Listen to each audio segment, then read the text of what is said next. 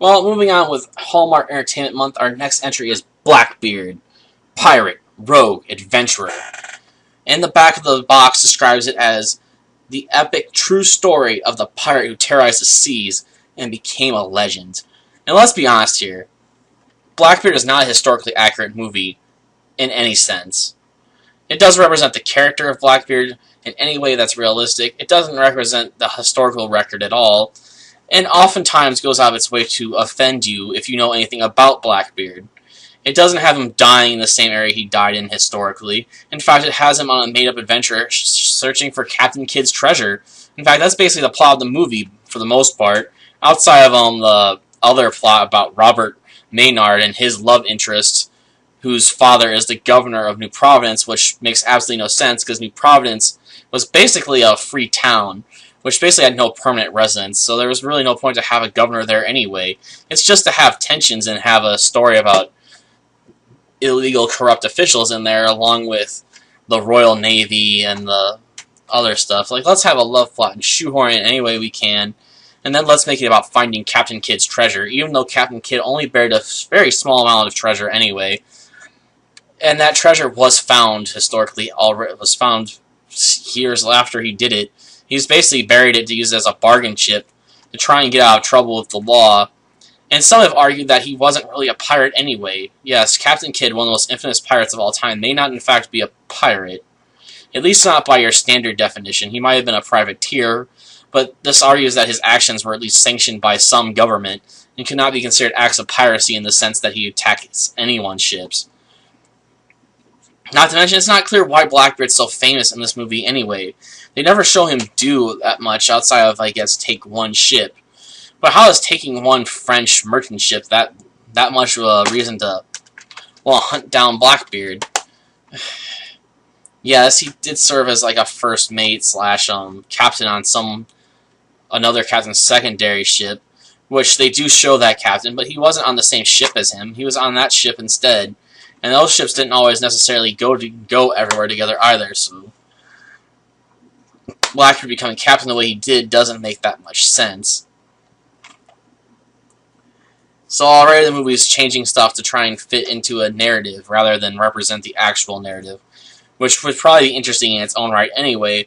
It just wouldn't be able to shoehorn it into a 3-hour love romance story between a lieutenant in the Royal Navy and a woman whose father is a corrupt politician. But is it a bad movie because it doesn't represent things historically? Well, probably not, but well, I shouldn't say that wouldn't be a bad thing for a movie to do, necessarily, but at least the movie should not be dumb enough to sell itself as being the epic true story, because it's not an epic true story. It's a complete misrepresentation of it. Because Blackbeard actually died off the coast of North Carolina, and this they have him dying somewhere in the Caribbean, somewhere, on some unspecified island called Vulture Island, which is supposedly haunted by evil spirits. But I believe the movie was actually shot in like Indonesia or something like that. I'm not even sure how accurate the boats are to the actual real life historically. Though I guess I shouldn't really worry too much about the boats anyway, and worry about the story itself, and quite frankly, I didn't pay that much attention to it. I couldn't really get into it. I've watched the movie and then basically ignored it while I was playing in the background while I was doing some other stuff. I just couldn't bring myself to care that much. The movie doesn't really get anything interesting going on, like a naval battle that's got some actual the naval battles are alright. They're a bit chaotic. Some people obviously do a horrible job faking that they've been injured, but what do you expect? I mean, you can't expect them to really take a stab wound to the chest or something in a movie. That'd be sort of stupid. Even if they are B-list actors, it doesn't mean they want to die. Though, this is no Pirates of the Caribbean, in my opinion. It's not close. It doesn't have the feel or the epicness to it. And it doesn't help that we have a Blackbeard that's really just a murderous tyrant who doesn't care about anyone but himself, really. But this isn't accurate to the actual Blackbeard. He never killed prisoners he took. Those he captured, he'd always let go alive. I mean, you're already going to be a wanted criminal for stealing stuff. Do you want to add charges of murder onto your resume? And There was no need for him to kill them anyway. He just put them on, strand them on an island, and sink their ship right in front of them, which is what he did. There's no historical proof he murdered anyone he captured, yet in this movie they have him do that constantly, just to show us how evil he is. And it just doesn't make him feel like an actual character, but a two-dimensional villain that's just obsessed with finding gold. But it makes no sense why he searches for Captain Kidd's treasure anyway, because he's a pirate. Why isn't he stopping other ships and stealing their goods? In fact, it seems like he stops one ship and just kills its crew just for the sake of it, because he doesn't want he doesn't want any of the goods or anything on the ship. He just wants the ship itself, apparently. Obviously, the French ship they capture at the beginning of the movie is meant to be the Queen Anne's Revenge, but at the same time, it makes you wonder how Blackbeard became so infamous so quickly if he's only been an active captain for a few days, weeks at most. I mean, there's just not enough there for why he should be a feared captain. They have to do a better job explaining and setting that up, even if I'm willing to ignore how inaccurate their portrayal is.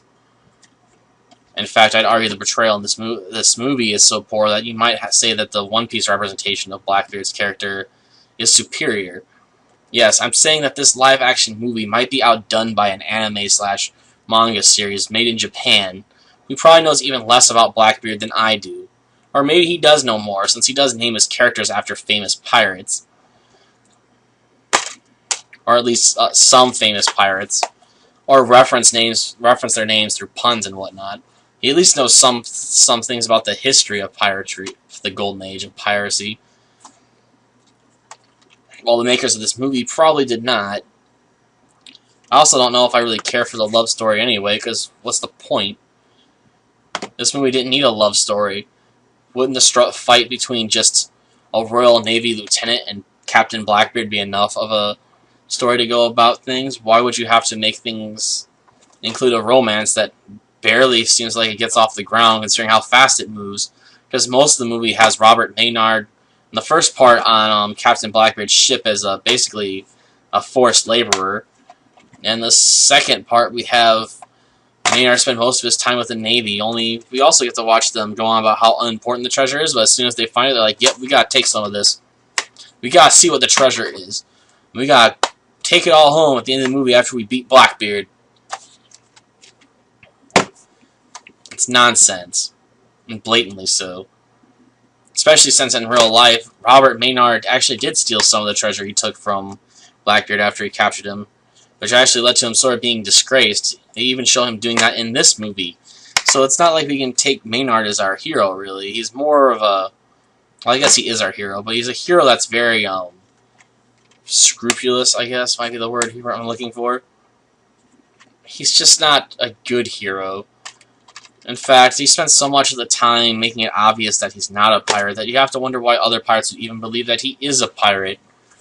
Blackbeard apparently bought it, despite the fact that Maynard knew things that only a member of the Royal Navy would probably know, or even have access to. It just boggles the mind. I mean, Blackbeard comes across as a stupid, incompetent, tyrannical dictator that kills people on a whim. And his opponent is a lovebird who spends most of his time worrying about a character who gets minimal screen time until the second act. Albeit, I'll give them some credit for having Charlotte actually wielding a gun in some scenes and actually shooting people with it. Albeit, they still make her a damsel in distress in the movie anyway, despite the fact she's learned how to use guns. Let's have her caught and captured. Because, let's stick in the tired and damsel in distress trope into our movie. Despite the fact that's probably the least interesting aspect and most unwanted aspect of the movie. I didn't watch the movie for romance. I wanted to watch a movie about Blackbeard. Not some 2-bit character I don't care about. I don't care if she totes a gun, she shoots people, or a couple people. I don't care if she's a doctor. I mean, yes, I guess that makes her more of a strong, independent woman who's well-educated and is willing to fight to defend herself. But at the same time, I'm not here to see a story about a strong female character. I want to see a story about Blackbeard. The true story of Blackbeard. I want to see an understanding of what happened to Blackbeard historically, because that's what the movie says it's going to be. And it isn't. It's a lie. A lie perpetrated on the public by Hallmark, no less. Outside of, I guess, my constant complaints about how inaccurate the story is, I guess the music's alright. I didn't pay too much attention to the movie, like I said, so I can't say I paid too much attention to the music either. The acting is, mixed, probably. Then again, I didn't pay that much attention to it, so the performances that sucked, I didn't really pay attention to, and the performances that were any good, I didn't pay attention to. I think our, chosen actor for Blackbeard, though, might have been a bit of a mistake, considering he's like 50 years old. He's got the pot belly going on. Can't really help it, I guess.